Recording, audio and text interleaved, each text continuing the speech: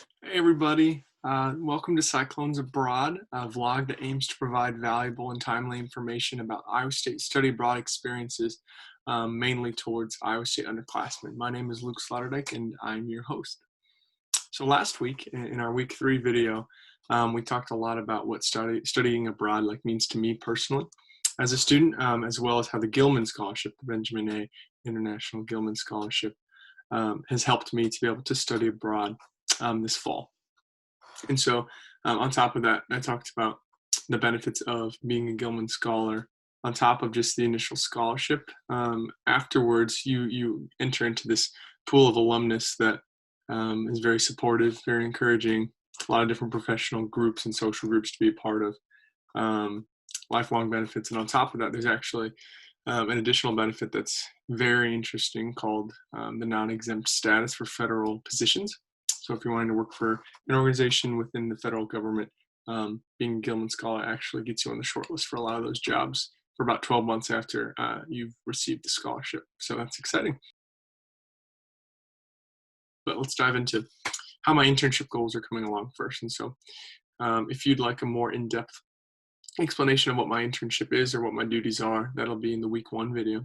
But today I'll just talk about the goals. And so my overall learning goal for this semester within my internship project is to gain understanding and experience in food insecurity, feeding programs, and data analyses to inform decision-making in the Mokopane region of South Africa. And so for me, things are going really well. We're actually up to, I think, around 130 surveys collected as of this morning, their afternoon in South Africa. And so my goal is to get between 150 and 200 surveys. And so we're kind of in the middle phase of data collection before the analyses and recommendations and solutions portion of my project. And so we're right on track with time. Given this short semester, we're feeling a little bit of pressure, but I would say we're ahead of the plan so far. So that's good.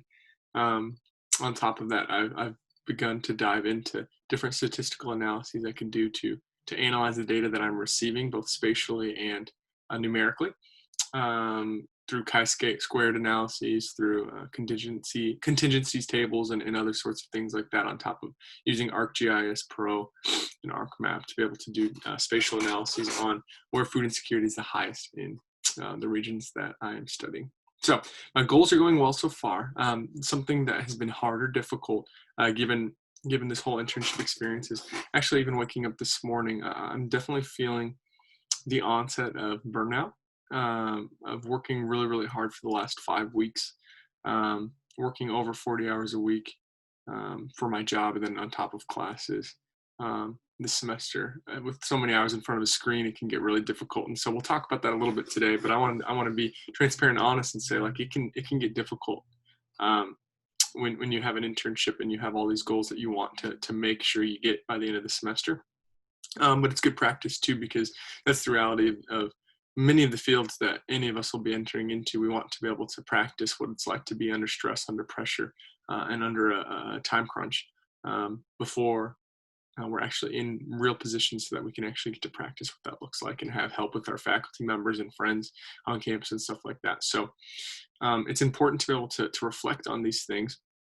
And for me this morning, waking up and being like, okay, well, what can I do so I don't get burned out, so I don't shut down, and so ultimately making those goals wouldn't happen. What can I do to change that? And so for me, it's just reflecting on why I'm doing this and what is my goal with the internship in general. And then from there, if I want those goals to succeed, what can I do to be successful in the day to day?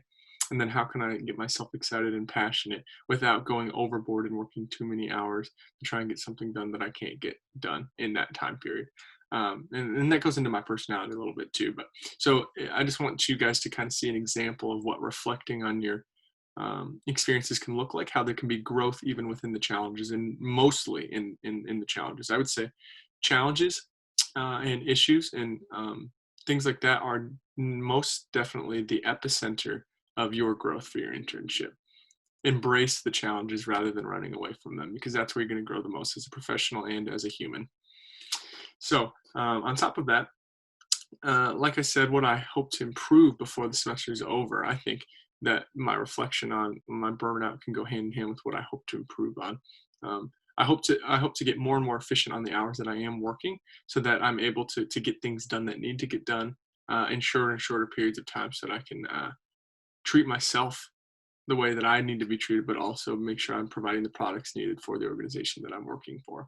So it goes hand in hand, but I think that being able to continue to improve that will also help my products that I hope to create down the line. So the final thing that we want to talk about today is how to be a competitive Gilman Scholar applicant. So if you're interested about what this Gilman Scholarship is, go back to my week 2 video.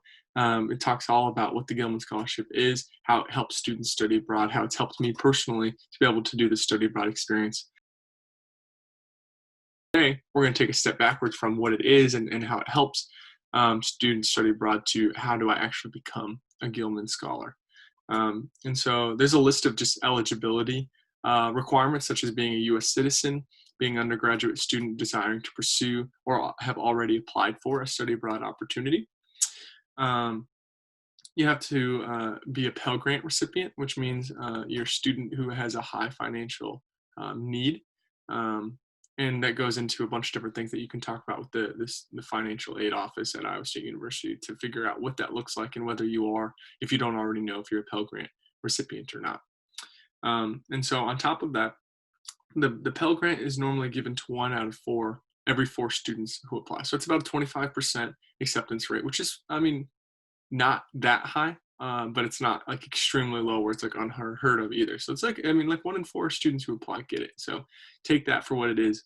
It is a highly competitive national award that's recognized through the U.S. Department of State. And so it is involved with these high level parties and organizations, which is an exciting opportunity for students, whether you get the scholarship or not, to be able to at least have experience drafting professional pieces of work to be able to be analyzed by these big organizations like the United States Department of State and stuff like that. So after you've kind of gone through their website and seen all these eligibility things, then you're going to look into the selection process and what the Gilman Scholarship Decision Board is looking for in your application. And so the main part of the application is made up of 2 essays.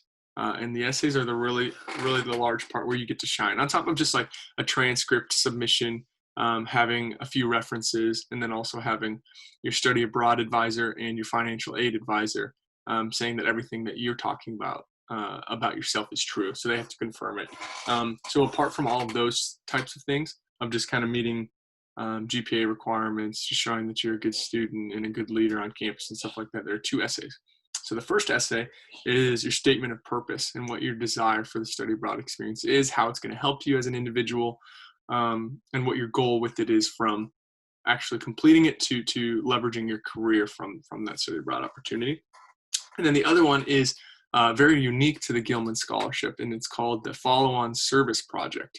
And so that's a second essay where essentially the Gilman Scholarship program requires its Gilman Scholars to complete a follow-on service project that talks about their experience with the Gilman Scholarship, how it's impacted them, how it's helped them, and to get to really talk about and dig deep with how the Gilman Scholarship has leveraged their life in a positive way.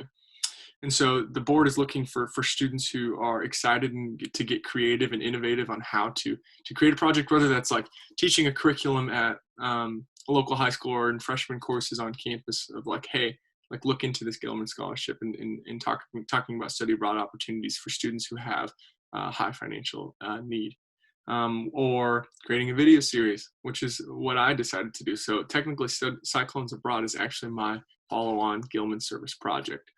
And so there's a bunch of different ways, and I would highly recommend to trying to do something original, because the Gilman selection committee, I'm sure, sees a lot of the exact same types of projects. So if you can think of something creative and new and innovative, that will definitely increase your chances of getting the Gilman Scholarship. Because on one end, and the majority of the resources that the Gilman Scholarship provides is obviously for students with high financial need who are academically competitive to be able to study abroad, when they otherwise might not have been able to.